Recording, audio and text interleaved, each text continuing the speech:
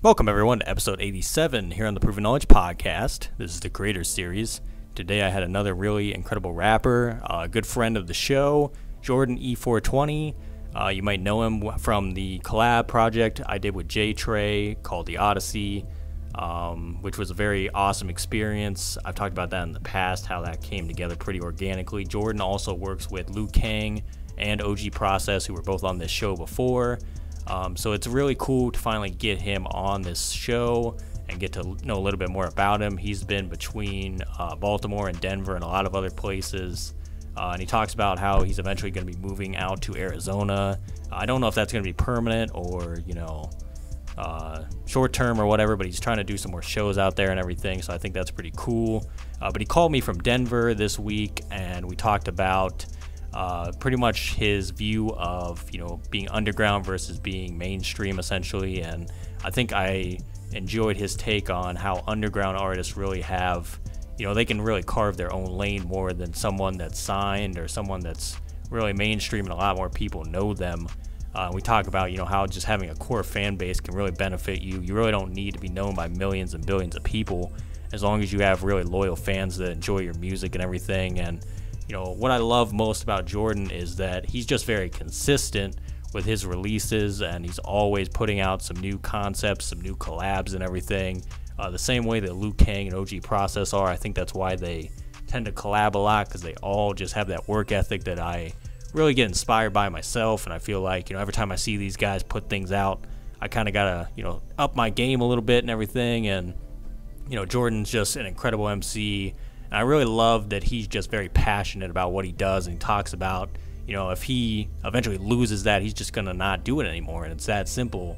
But I think that as long as he continues to enjoy it and really put his all into it, it's going to pay off for him over time, and I'm just really happy that he is gaining all this momentum.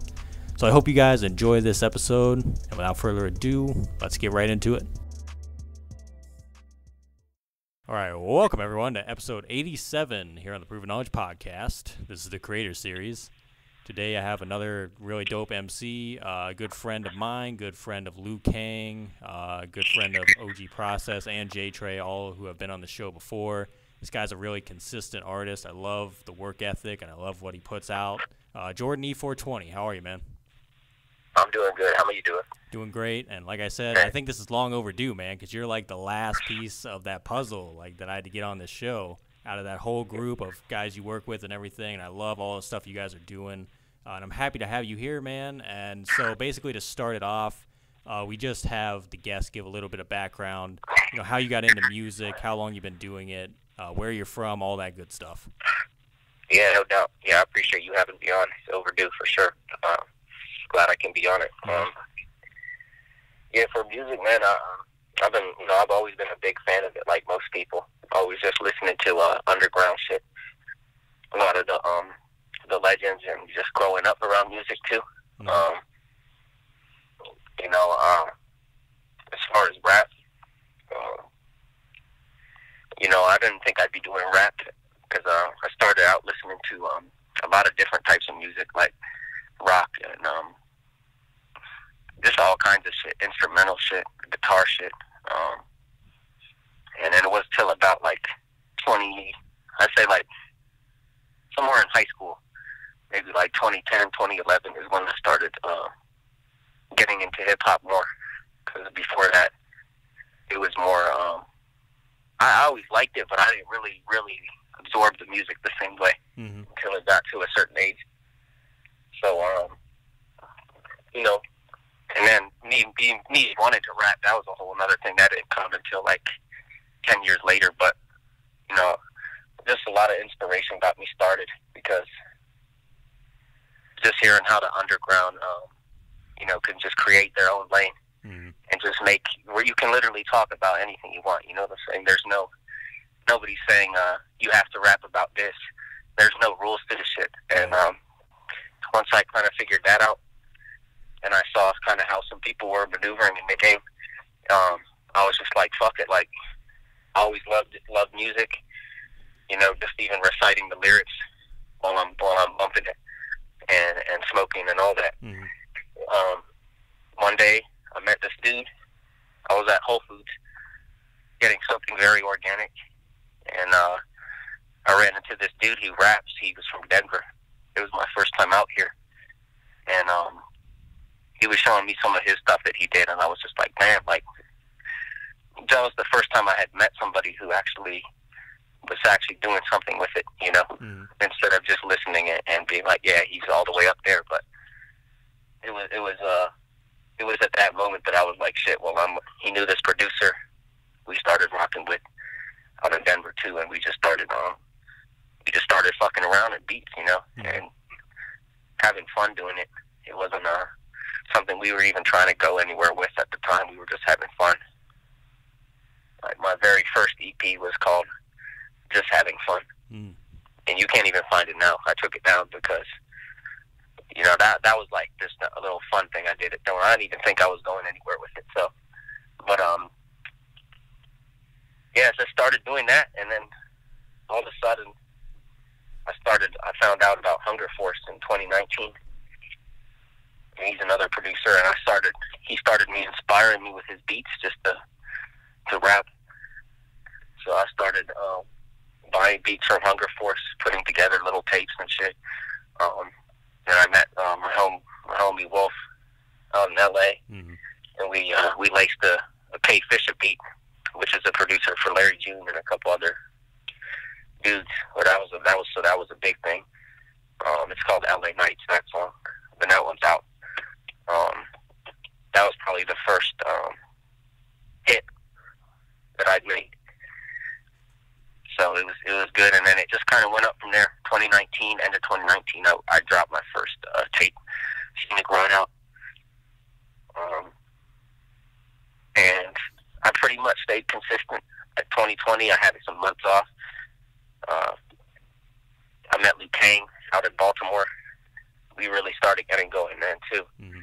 And it was just like, man, I started getting in this really good rhythm for myself where I was just dropping all the time, dropping every month, and just getting better and better and better at what I did. And that's what kept me going, too, because it's like, man, when I first started, I sucked. Couldn't do anything. But I didn't care that I sucked back then because I had fun doing it. Yeah. So over time, I just had so much fun doing it, and now I actually got good at doing it. And you know, I guess if I wouldn't have seen that progression, I probably wouldn't have continued to pursue it like that. So it's a good feeling to see the growth. Yeah. And I can honestly tell, like, myself, man, just from being like an outsider looking in, that you definitely enjoy it, because I feel like the only way to have that consistency and to even want to put yourself out there like that is to actually have fun with it.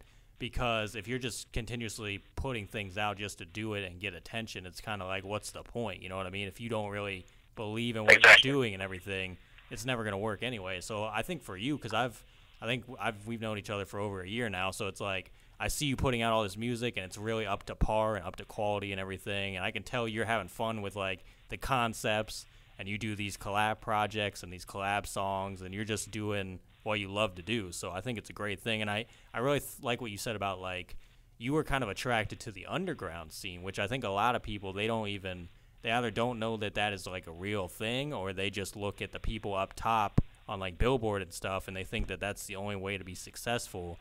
But it's like, no, if you have, like, your own fan base and people will really enjoy your stuff and you only have, like, 10,000 fans, it doesn't even matter. It's going to work out. You're going to have a great career, and you're going to have the long-term consistency. You don't even have to ever be known by millions of people. You know what I mean? So it's like, I think that is something that a lot of people kind of, like I said, they either don't know it exists or they kind of just overlook it. But I love that. And if we fast forward then to this past year, 2021, obviously you had a big year. You put out a lot more music and everything. How do you think that all the releases for you this year did, like, compared to how you wanted them to do? Or were you just kind of just going, kind of like you were talking about just lining up releases and just seeing what happens and just having fun with everything? Like, looking back on 2021, do you think you accomplished all of the things you kind of wanted to? Yeah, you know, when I got into this stuff, I had you can't have any expectations, you know? That's the main thing. If you're going in with expectations, you know, none of that is guaranteed. No results are guaranteed. Yeah. So, and that leaves you with two choices. You can either, what are you in it for? That's what you need to ask yourself too. Is like, are you doing this now for? Obviously, most people who make music, they want other people to say, yeah, I like this, I fuck with this, and maybe some people want to get paid from it. There's a lot of different categories within that. But for me, yeah, I want to see something out of it, and I don't necessarily want to. I just kind of look up to the people that got me started, and I see where they're at now.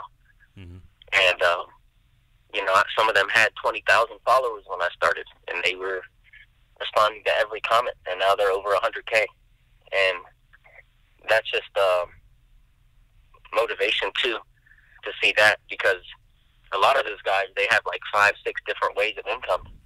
So you can't ever be all rap, because the minute you get too high up, these labels control you. They control what you say.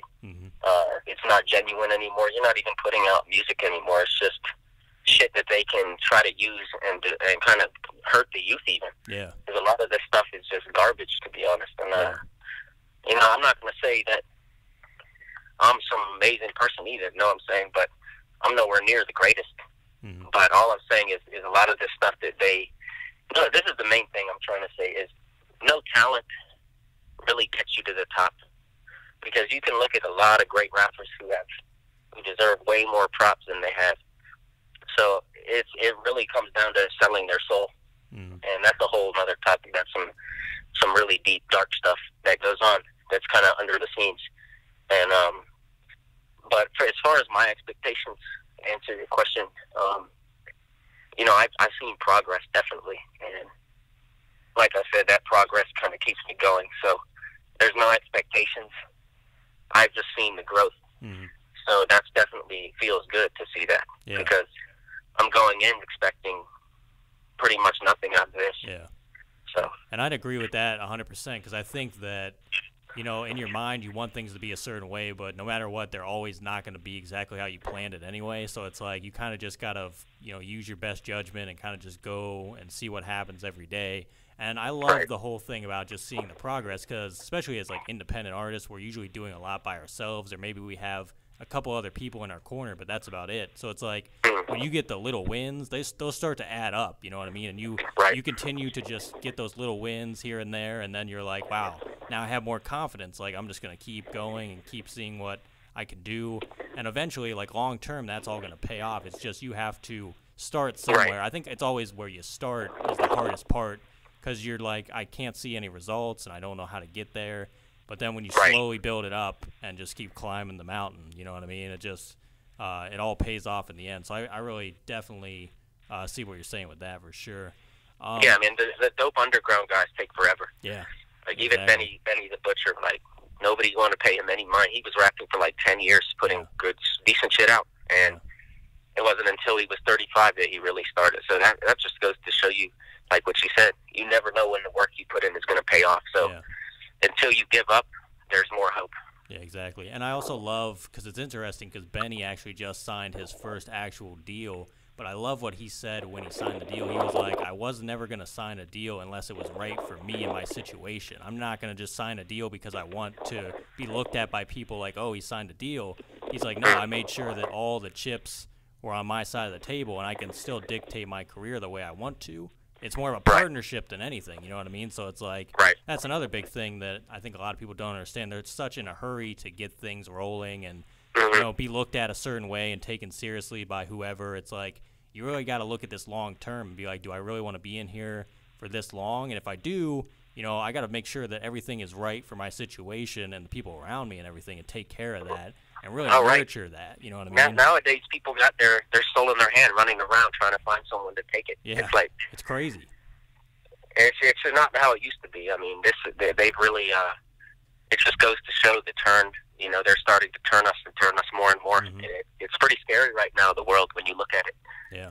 So it's important to try to give them a message that's going to teach them something and benefit them in some way or another, or even just relate to.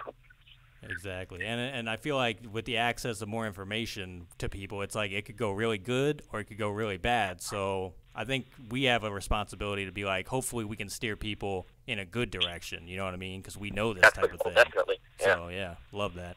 So obviously a lot of music. Where have you been recording these days? Are you strictly just recording like at home or on the road or maybe in studios? Like where have you been just laying down a lot of the verses? I record in studios, and I also do a lot of recording in my car, believe it or not. I have a nice setup in the car, and I just post up. I'll go to somewhere in nature, like a nice river, to somewhere very peaceful where I can, just be at peace with the environment, look at what's around me. Yeah. And that kind of inspires me to write usually, or just put me in the right mood to rap too. So I like doing it in the car just because it's nice, it's convenient to mix it, because I always like to bump my stuff in the car too. Yeah. So it's like I can literally knock something out, get it mixed. I use BandLab app, which is a good app, and you can literally get a song done in like an hour. Yeah. And master it, and I mean, it's not like the mastering like super in the top notch, but the BandLab mastering is pretty clean. Like it gets it sounding like pretty damn crisp. Yeah. Like it's good enough for me right now. I've never heard that one, but that's honestly a great idea, because it's like, you're right. You can even just take the aux and be like, let me hear this, what I just made. And then if it's not even what you wanted, you can go back and tweak it right on the spot. Literally. Yeah. That's what I do every time. Yeah. And like, it's convenient, and like when you can do that in the studio too, like if you have good speakers, but there's something about the car, like, just feels good. Yeah. I like and you can hotbox in there and stuff. See, you just gave me an idea, because I might have to try that with like making beats. See, it's funny because I used to do that a lot when I had like my truck. When I was first starting out, I would like skip class and go sit in the car. But the difference is it's like 10 degrees and it's snowing, and I'm like, I'm going inside. Right. Because I'm freezing my ass off. But it'll kill your battery too. But yeah, that as well. But yeah, I definitely love that about just kind of getting in touch with like nature almost. Like you're not technically outside, but you are outside, you know what I mean? And like you surround yourself by a different environment. It honestly probably helps the writing anyway, and just helps you kind of free your mind. So it does. It does, yeah. Definitely love that. So I know as well you just started producing as well. I don't know if you just started producing, but you just started you're going to be self-releasing a lot of music that you're making the beats for. So how did that whole thing get going, and what are you using to make beats, and like how's that been going for you? Koala. I'm just doing sampling, so it's nothing major, but I'm just getting loops, lining up the drums, and slapping them together. The app is pretty easy to use. I decided to do it just because I got some people who are sending me beats, but I'm not really trying to pay for them right now. But to be honest, like I paid for a lot of beats already. Yeah. And it's not like I'm getting enough streams to, be getting exclusives and stuff. So, and I understand that it's a long-term investment and all that, but it's like, at least will do me just as good, because the way I see it is this music's just going to keep getting better. I'm never going to run out of stuff to say. There's always going to be more beats. So it's like, right now I'm just building and building. So I decided to just start making the beats myself. Yeah. And I think not only that, I think that you making your own beats, that honestly solves that issue to begin with, because you're going to be owning the copyrights anyway, right from the inception of the track. Like you don't even have to go through any of that process anyway, so it makes it easier on you to be able to be like, I just made this idea, now I can go right to it, then I can rap to it, then I can just do with whatever it is what I want with it, you know what I mean? So I think that just makes it easier on you overall. And I think it's also like, if you get really good at it, it's going to be a skill that is going to make you even more diverse, in my opinion. So you never know. You could even be producing for other people one day. Like, who knows? Right. But yeah. Shout out to my dog, Tommy Hill, in Toronto. He put me onto the app.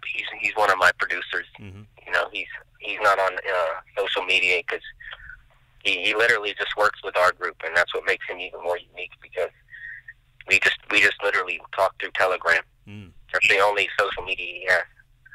And that's the homie. Shout out to Tommy Hill. Yeah. Didn't you guys just did like a collab EP, right? Again? Yeah, we did a Night Clouds EP. Yeah. Which was a jazzy type feel to it. And then we did we just did a bunch of singles. He's always on at least one of my projects too, one beat of his. So yeah, I've seen his name pop up a lot, so I might have to dig into more of his work for sure. Yeah, he's got that stuff you can just unwind to, you know. Yeah. Like it's very relaxing, just to put your mind at rest. Like just it's all instrumentals. Like he has beat tapes out. Like he just puts out cafe music, literally. Like shit, you just wanna. Like it makes you, it definitely inspire you just hearing the instrumentals. Yeah. So. Love that. So obviously you mentioned Larry June, one of your big influences earlier. I know that Currency is a big influence for you. Is there anyone else as well that like you still listen to, or maybe that has kind of influenced your style and everything? All of that, like Trademark, Young Roddy, yeah. Street Wiz, Corner Boy P. Dude, there's a lot of dudes from New Orleans that are just crazy underrated. King Ikeem, J&X, all these like crazy underground dudes that are Gene Stanza. Like, most people have never heard of them, but they're hard. Mm-hmm. It's just I'm the type of person that's like, I can enjoy a song if everybody listens to it, but it's like it just makes it different from me when like nobody really knows about it, and it's hard. Like I've always kind of been like, I don't like to listen to anything mainstream. Yeah. Like even if it's good, like I can respect the hustle and stuff, but if a lot of people are listening to it, like it turns it off to me for some reason. Now but I can still respect the greats. Yeah, you mentioned New Orleans. Then, do you have any like New Orleans ties at all? Since you're into a lot of artists down there, have you ever worked with anyone down there yet? Not yet. I do have one person that I'm trying to get some music in with, but it's a work in progress right now. But we'll see. Nice. There's a lot of them I would like to work with, but they've also earned their position in the game. You know, they've done it for a long time. A lot of them. So, and some of them aren't even really rapping anymore because they just like said fuck it, you know. Yeah. But good music never dies. So exactly. So out of, all the people you've worked with so far, who do you think are some of your favorites, or maybe you just have a really good chemistry with one or two people that you just really enjoy making songs with? LuiKang, definitely number one. Mm-hmm. Ever since I met him, we just on the same level mentally. Like anytime we hear a beat, we don't even have to ask each other what we're about to rap about. Like that shit just always blends. Like it's crazy. Mm-hmm. Definitely my dog Wolf in LA too. Those two definitely, because those are the two I started like rapping with before any of this stuff. Like even when I wasn't like doing well, like I couldn't stay on beat, and they still fucked and showed love. And you saw the shit. Can't think of the word. But definitely those two. Mm-hmm. Man, it's crazy. I don't know if you heard the episode with LuiKang, but he spoke pretty highly of you, and he actually credited you for like making him rap again. Because I guess he used to rap in school, and then when he stopped, you were kind of the person that got him back into rapping. Like you encouraged him to be like, "Yeah, man, you should start again because you're really good," and all this stuff. Like he spoke of your guys' relationship like it was pretty damn important to him and his journey. So I thought that was incredible. Oh yeah, that's my brother, man, for real. Like, yeah, he's one of my best friends, no cap. Like, just, and it's like I don't even know them that long, but it's just like when you meet somebody, real, it's just exactly like the same. It's just you just mesh like that, and that's kind of how it was with a lot of these dudes. Yeah. Even OGKushCloud and Wolfgang. So, and it's kind of what we're just in our own circle, just doing our thing. So we're all working all the way around. Now, do you prefer to work more in person with people, or are you still working through emails, or it doesn't really matter to you? Like, do you prefer kind of the more face-to-face interaction to get a song going, or has it not really affected you that much? Yeah, I don't think it don't matter to me. If it's somebody new, if it's somebody I've never met who's just reaching out to do a feature, then I would prefer to know them first. Or like, I would like to charge. I'm starting to charge now. We're just outside of the team, Nothing crazy, but there's been a few times where features have come out. It's just kind of this thing to me now where I don't want to have any fallouts with any people. Yeah. You know, if I can't respect you as a person, I don't care how good you are at rap. Like, if you're not rapping your life, I don't care how good you are at rap too. Like, so I don't want to just rap with anybody. Like, so that's all. Yeah. And that's, to me, that's where it starts too, is with that personal relationship, because it's like we could make music. You can make music with anyone technically, because the way it works now is like you could just meet someone on Instagram, message them, and the next thing you know, you got a song together. But I think it's more still, you want to have a song or songs that actually mean something. You know what I mean? If you're like a real artist and you care about what you're putting out there, you don't want to just put anything out there. So I think that all goes back to the people that are around you and the people that you're working with.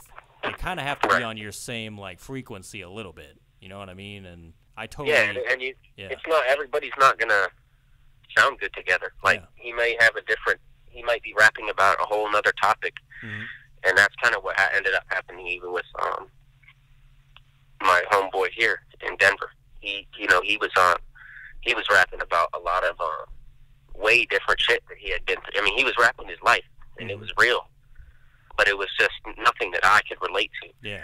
So because of that, our music, he couldn't get on my shit because he's never been in that position, if that makes sense. So it doesn't mean that. That's what people need to understand too. Just because even if it's somebody higher up than you, like you want to feature with this dude, but you guys won't even sound good together. So it's like you have to have an ear for. You have to know their music too. Yeah. But obviously, the personal connection is always better. But once you get that connection, I don't think it matters as much as if it's in person or, just sending files. I think that's great too, because I think the last thing you want to do is be a yes man in those situations where you're just saying yes to every single thing and it really doesn't matter what it is, because then you got to look at yourself and your integrity at that point and be like, what am I actually doing this for? You know what I mean? Right. So I definitely would echo that, because I think a lot of people, especially when they're coming up, they kind of want to be involved in every single thing and just be everywhere at once. But it's also like you kind of got to narrow your lane just a bit and be like, okay, I can work with this person because we just mesh very well together and we can see what we can build up. And I definitely agree about the aiming. People aim for the top way too much because they're looking at these artists that are way ahead of where they are, and they're trying to have them come down and do a feature or do this, that, and the third. It's like, why wouldn't you just work with the man next to you who's where you are and you guys are friends and you can build this whole thing from the ground up and make something great? You know what I mean? Right. But and when you're doing this shit all around, like, when you're doing this shit like a craft that you know is hard, it's like it's a shot in the dark to make it in rap. A shot in the dark, no matter how good you are. But it's like, if you are looking at the bigger picture from the bottom, it's going to seem impossible. That's why I always got to tell yourself to set short-term goals, because nobody, unless they were a trust, they had rich their parents or something, nobody got it like that. Yeah. So the easy way out is, I wouldn't say it's the easy way out, but it's a lot harder to do some shit on your own than go to suck up to one of these corporations for the rest of your life. And there's nothing wrong with that. I'm not judging those people or having anything to say bad. But it's like, that's a big commitment and a big risk to a lot of people too. And you can still work these jobs, but you know how it is. If you're making music, you need a lot of time to write. And, it's a lot of stuff that goes into it. So if you're working full-time even, it can be kind of hard sometimes. But you got to make sure that you chase your goals or do something. Yeah. And that definitely goes back to the stacking the small wins to see the big payoff in the end, because it just continues to cycle back. It's like once you get the small wins for one goal, then you got to set another goal and continue that process again. So I think that's just a huge thing that a lot of people will learn eventually, if they haven't learned it already. It's that's why a lot of people quit too. Yeah, exactly. They don't even make it past the first couple years because they just don't have that commitment to be able to. But it is tough. It's not like we're sitting here saying it's not hard. It's just it takes a different type of mentality to be able to do it. And there's two categories of those people. You know, obviously they're the ones who they try to do an overnight record and they couldn't do it, and so they said fuck it. They weren't in it for the right reason anyway. But then there are people who also have put in a decent amount of work and said fuck it. So as long as you're doing it the right way, like, I can understand it, but you have to. That just goes to show that they weren't really, you know, they either got tired of doing it or they got discouraged. I don't know, but until I haven't enjoyed doing it, I'm gonna keep going. Yeah, 100%. I agree 100% because I think that the joy, it has to be rooted in that to begin with. You have to start with the essence of why you got into it to begin with, and when it gets really hard, I think you got to go back to that and be like, why am I doing this again? Oh, it's because I really love music and I love sharing that feeling with other people the way that these artists shared it with me. And then it gives you like that thing of like, okay, I can keep going now. You know what I mean? But if you don't have that, it's going to be a lot harder to keep going. So yeah, totally agree. Yeah. So obviously new year, pretty much here, 2022. What do you think you're looking to accomplish in 2022? Are you just looking for more progression? Like you're just going to keep going, keep trying stuff and see where it goes? Yeah, definitely just more content, of course. Probably start doing some shows, some performances at the next step. Definitely more visuals. Just keep, pretty much. Besides that, just keep going. You know. Definitely have some a lot of collab projects coming out. Me and LuiKangOz working on a trio tape. Probably around 420. I'll probably be dropping at least something every month. So it's gonna be busy here. Now you got one coming out in what, January, right? Like a project as well. Yeah, I'm dropping a single on the first of the month. That's a single off the upcoming tape. It's called Traveling Artist. I produced about half of it, and then I got one of my boy from Texas, Rudy. He's going to be on a few, and Tommy Hill as well. So nice. That one's probably going to be end of January, but the single is on the 1st. Nice. Looking forward to that, man, for sure. Because I just saw you posted about it, so I'm like, he's back again, man. He just doesn't stop. But yeah, I can't help myself. It's just when I think I'm going to take a break, I'm already in the car doing another one. So it's like, as long as I keep getting these beats, it's just like I have to do it. Yeah. Love that, man. So if you could go back 10 years ago, maybe give yourself a piece of advice or maybe not change anything at all, what do you think you would do? Say that one more time. If you could go back 10 years ago, maybe give yourself a piece of advice or maybe not change anything at all, what do you think you would do? I would have saved up more money. Just stacked it up a lot more. Probably. Other than that, I mean, it's hard to do that because it's like, if I could take this mind back to 10 years ago, then yeah, it's a wrap. But if I have to pinpoint certain things, then I don't know. Like, I think everything that you go through makes who you are today. Yeah. And it's destiny. It's God's path for you. So I think that's the main thing. Yeah. You just got to look forward. What's done is done. And there's always time, more hope. So speaking of looking forward, then 10 years from now, where do you think you envision yourself in your career and your life as well?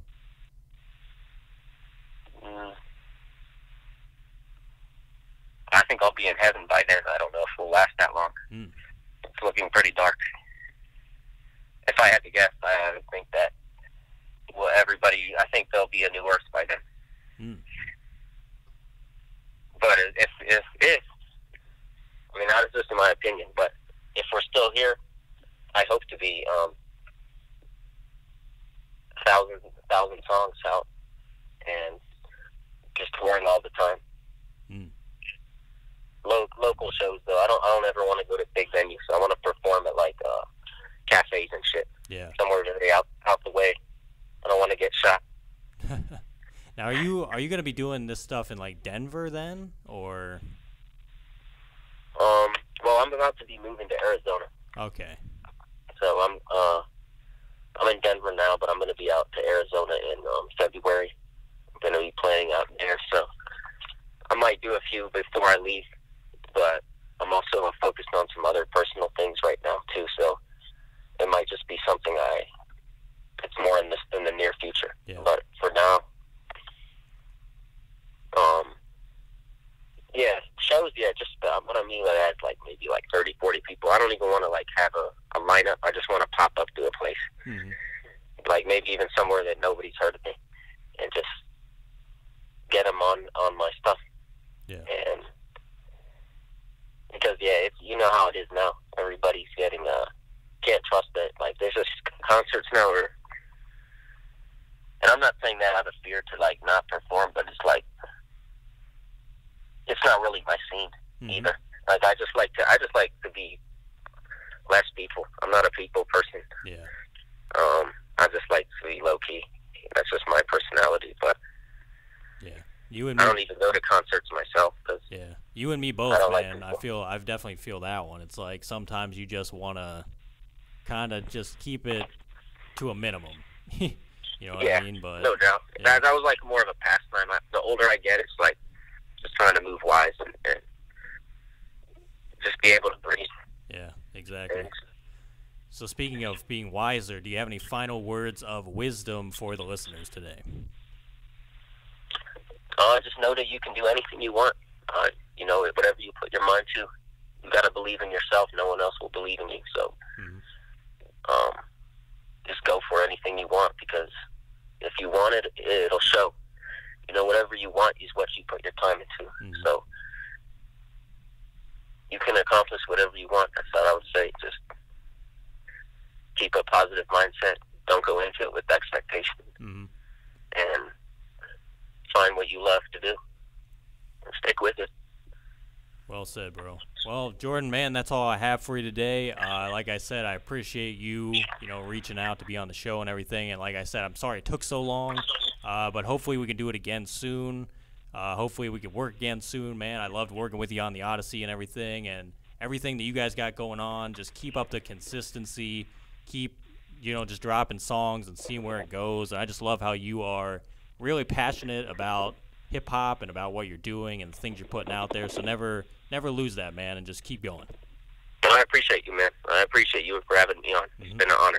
Thanks, everyone, for listening today. That was episode 87. We'll be back this time next week. As always, hit the support button on your podcast streaming platform if you'd like to send any funds, and feel free to leave us that 5-star rating if you enjoyed today's episode. So we'll see you then. Thanks, everyone.